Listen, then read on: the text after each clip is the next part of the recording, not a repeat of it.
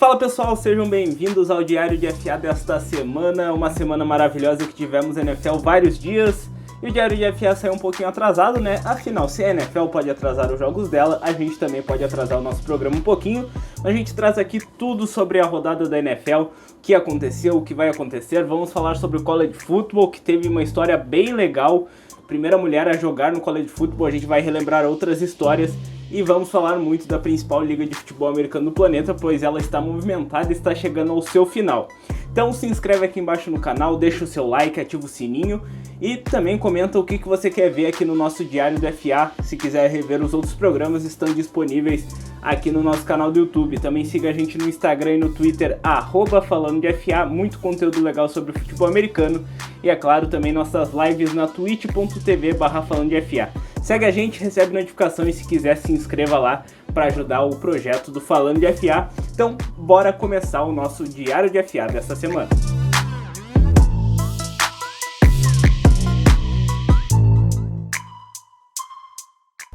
E para começar aqui o nosso Diário da FA, vamos trazer a classificação após essa semana 12, que foi bem maluca. Teve rodada do Thanksgiving na quinta, teve jogo no domingo, teve jogo na segunda e também na terça-feira, né? Tá toda essa confusão por causa do coronavírus e a tabela tá meio bagunçada da NFL. A gente vai te atualizando assim sempre que possível, mas fica ligado aí na classificação porque tem muita coisa acontecendo, muita disputa em algumas divisões e as coisas estão chegando no final da temporada e vamos saber quem vai para os playoffs. Então vamos para a tabela após essa semana 12 da NFL.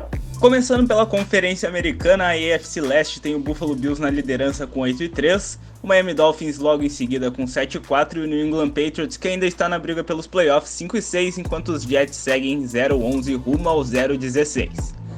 Na AFC Norte, o Pittsburgh Steelers segue ainda invicto com 11-0. Cleveland Browns está numa boa situação com 8 vitórias e 3 derrotas. Já os Ravens estão em situação delicada na briga pelos playoffs com 6-5 e os Bengals estão na lanterna da divisão. Na AFC Sul, os Titans venceram os Colts e assumiram a liderança da divisão com 8-3, enquanto os Colts estão com 7-4 ainda na briga pelos playoffs. Houston Texans está com 4-7 e o Jacksonville Jaguars, por enquanto, tem a segunda pick do draft de 2021 com 1-10. Na AFC Oeste, o Kansas City Chiefs é líder com 10 vitórias e uma derrota. O Las Vegas Raiders ainda está na briga pelos playoffs, mas em uma situação também delicada com 6 vitórias e 5 derrotas. Denver Broncos e Chargers completam a divisão. Agora indo para a Conferência Nacional, na NFC Leste, que está uma bagunça, os Giants e o Washington estão empatados com 4 vitórias e 7 derrotas, os Eagles 3-7-1 e os Cowboys 3-8-0. Todos ainda têm chance de vencer a divisão, mas parece que nenhum deles quer vencer, né? Na NFC Norte, Green Bay Packers líder com 8 vitórias e 3 derrotas, os Vikings e os Bears estão empatados com 5 vitórias e 6 derrotas e eles estão ainda na briga pelos playoffs. Detroit Lions está 4-7-0. Na NFC Sul, New Orleans Saints lidera com 9 vitórias e 2 derrotas. Os Buccaneers estão em segundo na divisão e ainda na briga pelos playoffs com 7 vitórias e 5 derrotas. Falcons e Panthers não estão mais na briga. E na NFC Oeste, a divisão mais disputada da NFL, todos ainda com chances de vencer a divisão e também de ir para os playoffs. Seattle Seahawks lidera atualmente com 8 vitórias e 3 derrotas. Los Angeles Rams, que perdeu para os 49ers, está com 7 vitórias e 4 derrotas. Os Cardinals com 6 vitórias e 5 derrotas. E os 49ers 5 vitórias e 6 derrotas. E ainda está sonhando com uma vaga nos playoffs da NFL. Agora que você já sabe como está a situação do seu time aí na NFL, vamos para o resumão da semana, ver quais foram as principais jogadas, o principal jogador, o principal jogo também dessa semana 12 maluca que ocorreu na NFL. Na semana 12 da NFL tivemos a rodada de Thanksgiving e o Washington venceu os Cowboys com direito a trick play do Tyrant.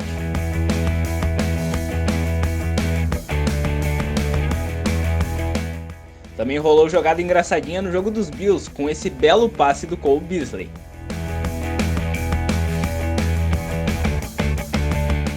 Apesar da derrota, os Bengals conseguiram um belo retorno para touchdown contra o New York Giants.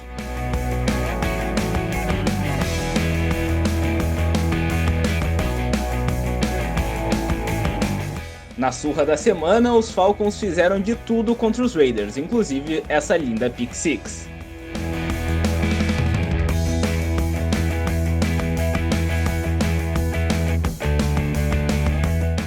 Já no jogo da semana, o safety novato Jeremy Chin do Carolina Panthers conseguiu 2 touchdowns na sequência, mas quem levou a melhor foi o Minnesota Vikings.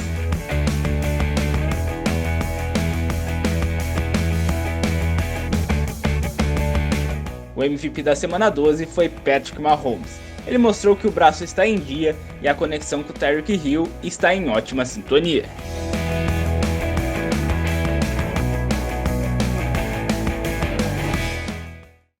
É bem louca essa semana 12 aí da NFL e que resultou em demissões em 2 equipes, né? O Matt Patricia e o Bob Quinn, que eram head coach e general manager do Detroit Lions, foram demitidos.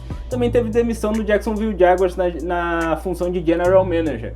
Mas vamos aproveitar que temos um membro torcedor do Detroit Lions, um sofredor, né, para assim dizer.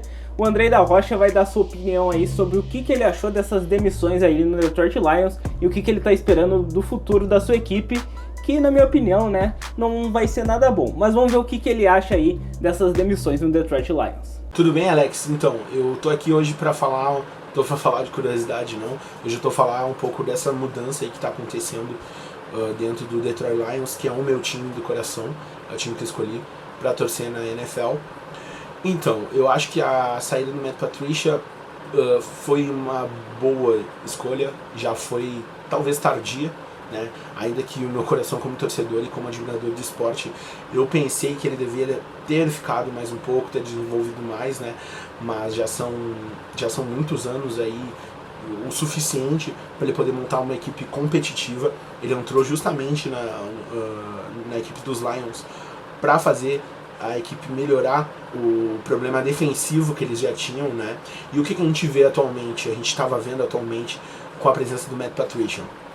Tackles perdidos, uma secundária que não tem leitura, uma secundária que não parece que não está treinando junto, que não tem uma sincronia e muito menos, que eu acho que, muito mais eu diria, o mais importante disso tudo é que não tinha nenhuma liderança, né?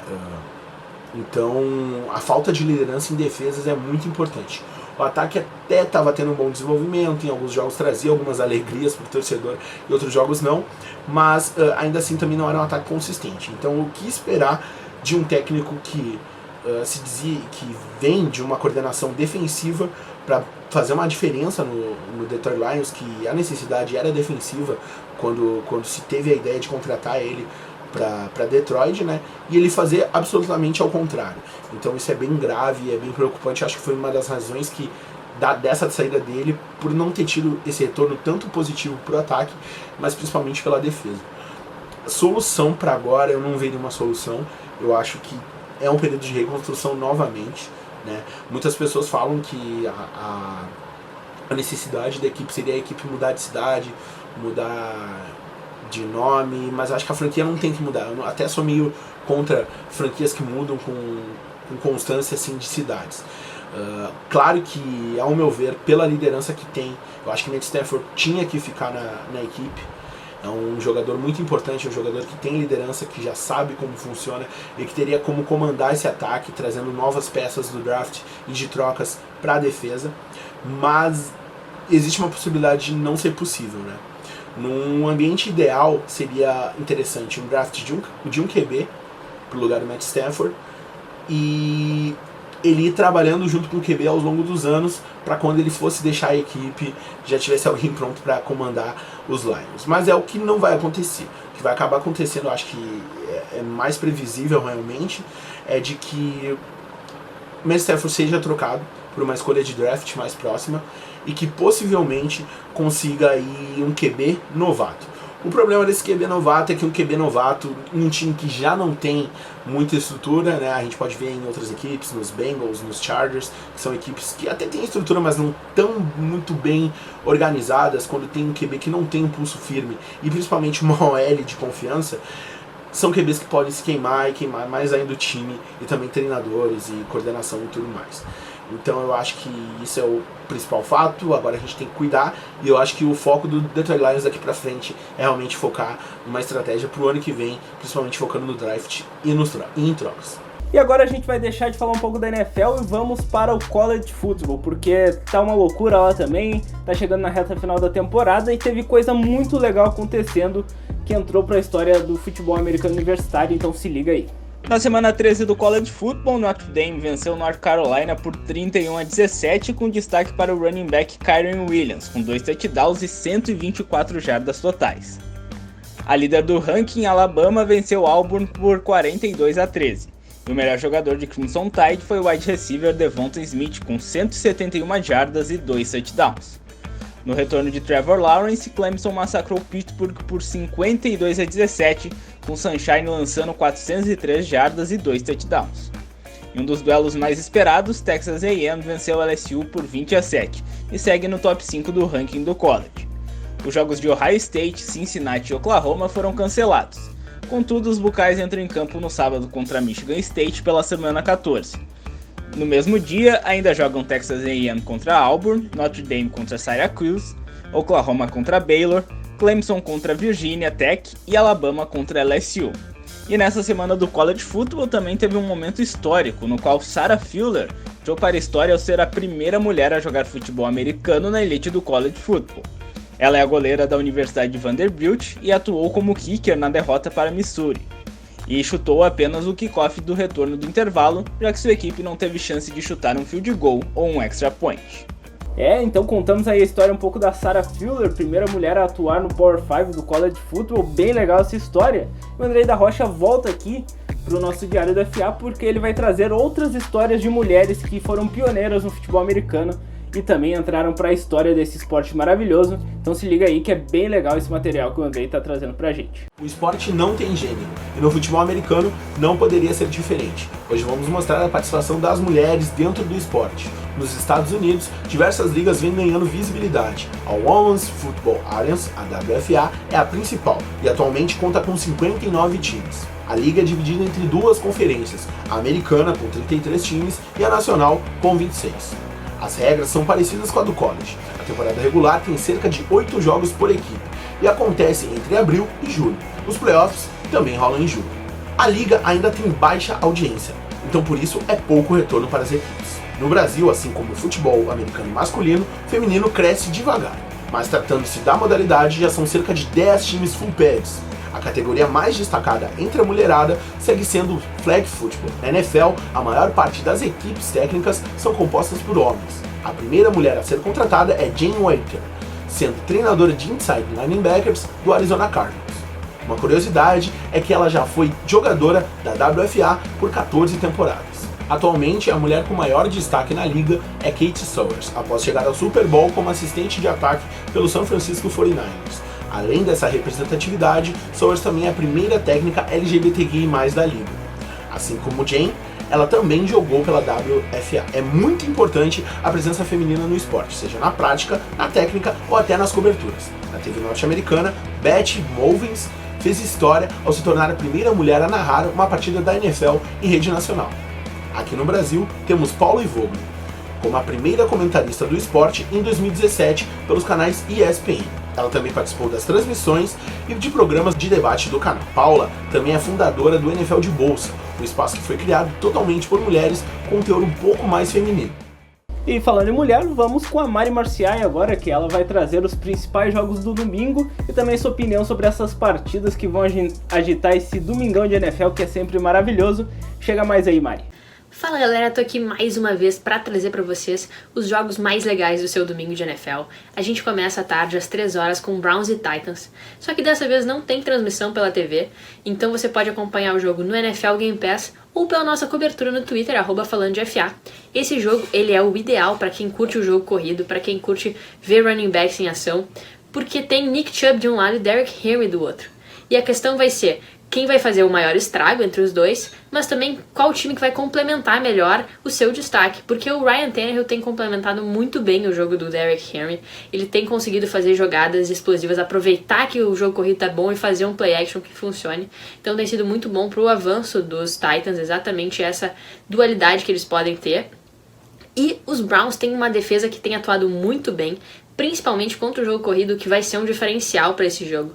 Então vai ser um jogo com um confronto muito interessante, você não vai querer perder, acompanhar isso aí. Às 6h25 tem Fox Sports, Patriots e Chargers vai ser um grande ponto de interrogação esse jogo, porque as duas equipes têm sido muito inconstantes essa temporada. Não se sabe o que esperar de nenhuma delas, na verdade.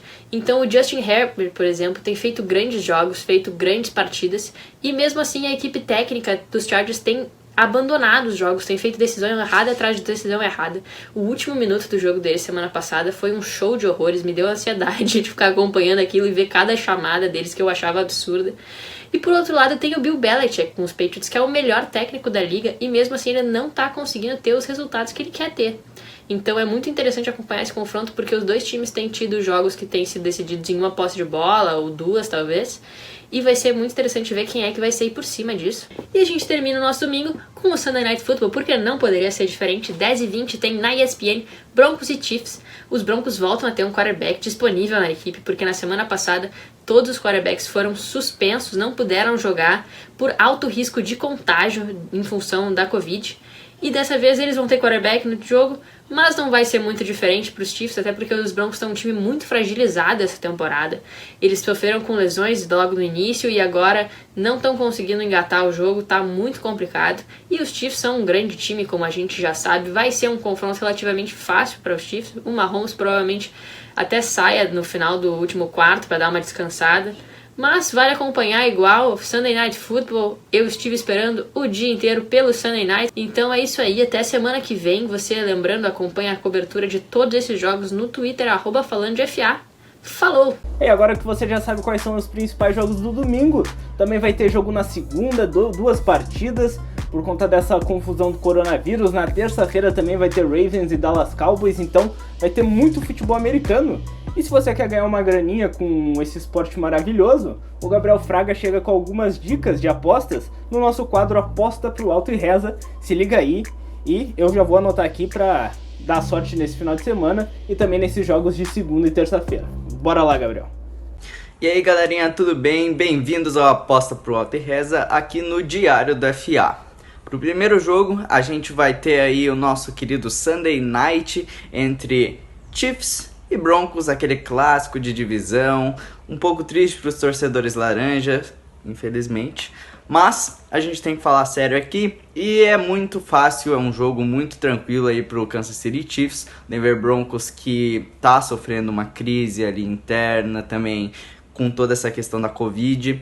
Agora enfrentam uma fase mais difícil na temporada. Então a gente pode apostar em pelo menos mais de 2.5 touchdowns pro Patrick Mahomes, mais de 69.5 jardas de recepção para o Travis Kelce e vitória do Kansas City Chiefs nesse clássico de divisão. No jogo entre o Washington Football Team e os Steelers, que ainda estão invictos, a gente pode apostar aí na nossa querida vitória dos Steelers, mas com uns contratempos aí. Como, por exemplo, a gente pode apostar em pelo menos uma interceptação para o nosso querido Big Ben e também mais de 4.5 tackles ou assistências para o nosso Minkah Fitzpatrick. A gente também pode apostar em pelo menos mais de 1.5 touchdowns aéreos para o Big Ben e torcer aí para eles ganhar o jogo e continuarem invictos. Pelo menos eu sei que eu vou torcer para isso.